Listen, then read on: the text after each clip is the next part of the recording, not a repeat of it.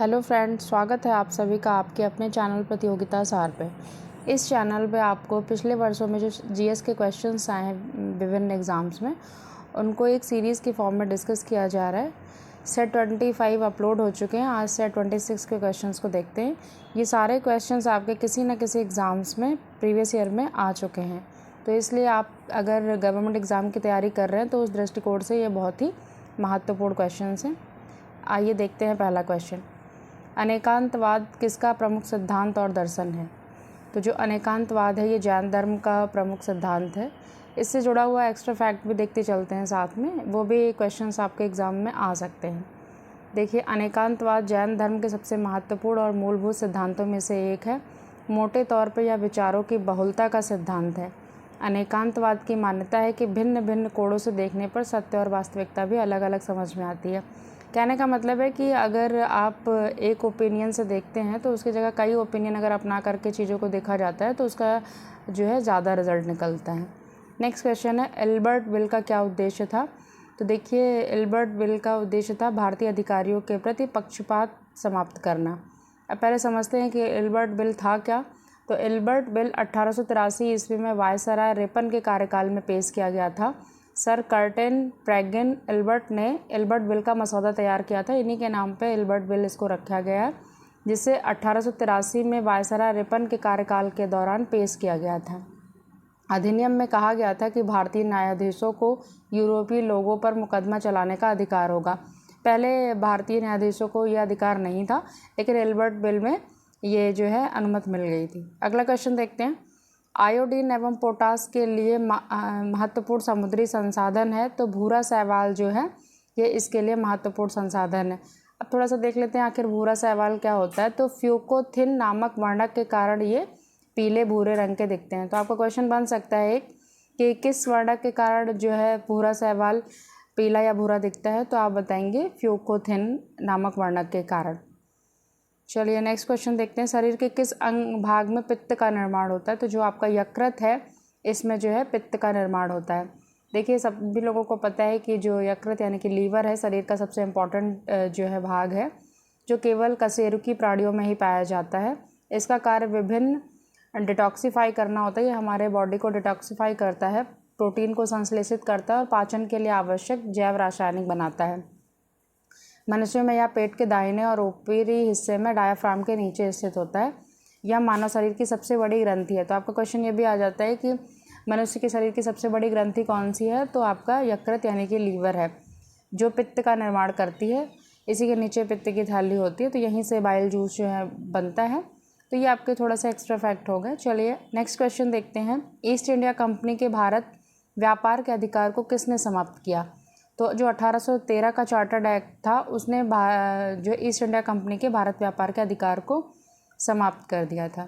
चलिए देखते हैं थोड़ा सा इंपॉर्टेंट फैक्ट, इसके एडिशनल फैक्ट्स क्या है। ईस्ट इंडिया कंपनी अधिनियम 1813, जिसे चार्टर अधिनियम 1813 के रूप में भी जाना जाता है, यूनाइटेड किंगडम की संसद का एक अधिनियम था जिसने ब्रिटिश ईस्ट इंडिया कंपनी को जारी किए गए चार्टर को नवीनीकृत किया था और जारी रखा था। भारत में कंपनी का शासन हालांकि चाय और अफीम व्यापार और चीन के साथ व्यापार को छोड़कर कंपनी का वाणिज्यिक एकाधिकार समाप्त हो गया था। यह भारत में ब्रिटिश शक्ति का विकास को दर्शाता है। यानी कि क्या हुआ था कि इसमें जो चाय और अफीम के व्यापार को छोड़कर कंपनी का जो है वाणिज्यिक एकाधिकार समाप्त कर दिया गया था। नेक्स्ट क्वेश्चन है, भारत में मैंग्रोव वनस्पति मुख्यतः कहाँ पाई जाती है? तो सुंदरवन में पाई जाती है। अब देख लेते हैं सुंदरवन कहाँ पे है। तो सुंदरवन भारत तथा बांग्लादेश में स्थित विश्व का सबसे बड़ा नदी डेल्टा है। भारत और बांग्लादेश में फैले बंगाल की खाड़ी के मुहाने पर स्थित कई द्वीपों के समूह से सुंदरवन बनता है। यह किन किन नदियों के डेल्टा से बनता है? गंगा, ब्रह्मपुत्र और मेघना इन नदियों के डेल्टा पर स्थित है। यह दुनिया के सबसे बड़े सक्रिय डेल्टा क्षेत्रों में से एक है। ये डेल्टा सदाबहार वनों और विशाल खारे दलदल से भरा है। इस दलदली जंगल में ऊंची नीची संकरी खाड़ी हैं। यहाँ के नरभक्षी बाघ बंगाल टाइगर के नाम से विश्व भर में प्रसिद्ध हैं।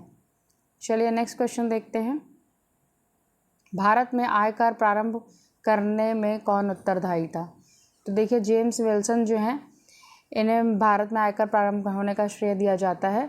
भारत में देखिए बजट की शुरुआत करने वाले जेम्स विल्सन ने भारत का पहला बजट तैयार किया, जिसमें उन्होंने इनकम टैक्स एक्ट लेकर आए थे, तो इसीलिए इनको जो है आयकर प्रारंभ करने का श्रेय दिया जाता है। नेक्स्ट क्वेश्चन है, अलीगढ़ मुस्लिम विश्वविद्यालय की स्थापना किस वर्ष में हुई थी? तो 1875 ईस्वी में अलीगढ़ मुस्लिम यूनिवर्सिटी की स्थापना हुई थी। इसको जो है सर सैयद अहमद खान द्वारा स्थापित किया गया था सर 1920 में। चलिए नेक्स्ट क्वेश्चन देखते हैं, केंद्रीय कांच एवं सिरेमिक संस्थान कहाँ स्थित है? तो खुर्जा में है आपका केंद्रीय कांच एवं सिरेमिक संस्थान। नेक्स्ट क्वेश्चन है, नवपाषाण काल में किसी स्थल से हड्डी के अवशेष मिले हैं? माफ़ कीजिएगा, किसी नहीं है यहाँ पे, किस स्थल से है? तो चिरांद है आपका आंसर। नेक्स्ट क्वेश्चन है, किसने हड़प्पा एवं मोहनजोदड़ो को जुड़वा राजधानियाँ बताया? तो स्टुअर्ट पिगॉट ने जो है हड़प्पा एवं मोहनजोदड़ो को जुड़वा राजधानियाँ बताया है। नेक्स्ट क्वेश्चन, राष्ट्रपति के अध्यादेश निर्गत करने की शक्ति निहित है? तो भारत सरकार अधिनियम 1935 में है। आइए देखते हैं भारत सरकार अधिनियम के कुछ जो है महत्वपूर्ण विशेषताएं इसमें क्या थी, क्या क्या हुआ था। इसको देखिए, जो नया संविधान बना है काफ़ी कुछ इसी भारत सरकार अधिनियम से लिया गया है। तो देखिए इसके परिणाम स्वरूप क्या होता है, भारत में संघीय सरकार की स्थापना हुई थी। इसने केंद्र और राज्यों या प्रांतों के बीच शक्तियों का विभाजन किया था। इसमें 36 सामान्य शक्तियाँ थीं। राज्यों में गवर्नर ही शासन करने वाला अधिकारी था। यह व्यवस्था 1937 में भी जारी रही, लेकिन 1939 में से समाप्त कर दिया गया। और देखिए भारत शासन अधिनियम के तहत जो है संविधान के लंबे दस्तावेज तैयार हुए थे। इसमें 321 धाराओं के साथ 10 अनुसूचियाँ शामिल थीं। तो इसकी बहुत सारी धाराएं संविधान में अक्षरशः ले ली गई हैं, लेकिन कुछ संशोधन भी हुए हैं। नेक्स्ट क्वेश्चन है, ऑपरेशन ब्लैक बोर्ड संबंधित है? तो जो ऑपरेशन ब्लैक बोर्ड है ये प्राथमिक शिक्षा से संबंधित है। देख लेते हैं इसको। राजीव गांधी ने 1986 में राष्ट्रीय शिक्षा नीति प्रकाशित होने के बाद स्थापित किया था।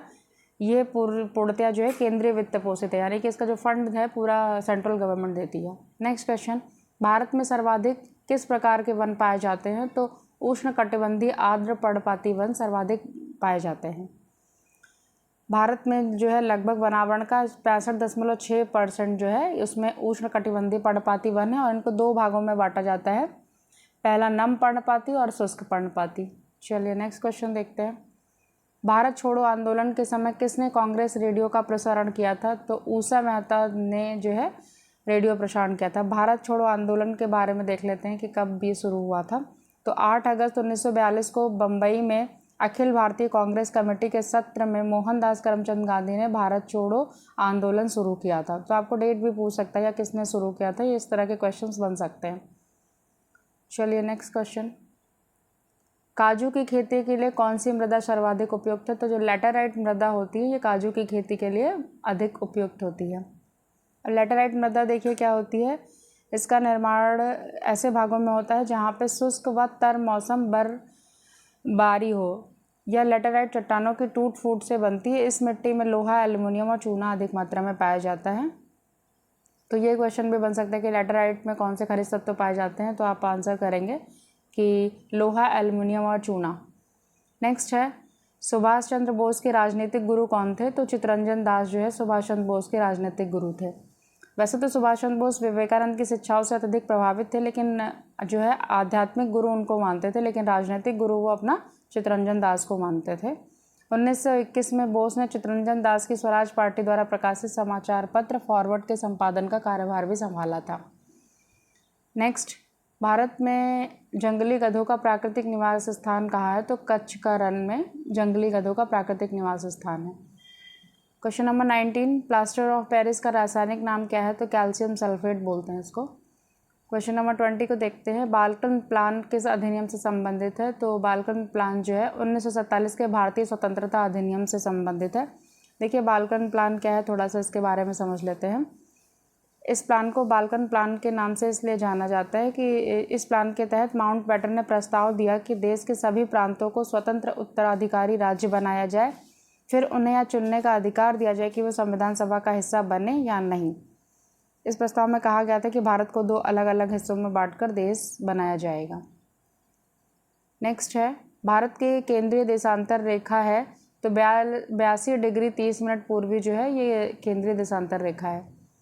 नेक्स्ट क्वेश्चन है, विश्व में पहला परमाणु बिजली घर कहाँ स्थापित किया गया था? तो यूएसए में जो है आपका परमाणु बिजली घर पहला स्थापित हुआ था। महासागरों में ज्वार भाटा की उत्पत्ति के क्या कारण है? तो सूर्य और चंद्रमा का संयुक्त प्रभाव जो है वो ज्वार भाटा की उत्पत्ति का कारण होता है। अब जरा देख लेते हैं कि ज्वार भाटा आखिर होता क्या है। तो धरती पर स्थित सागरों व महासागरों के जल स्तर का सामान्य स्तर से ऊपर उठना ज्वार कहलाता है और नीचे गिरना जो है भाटा कहलाता है।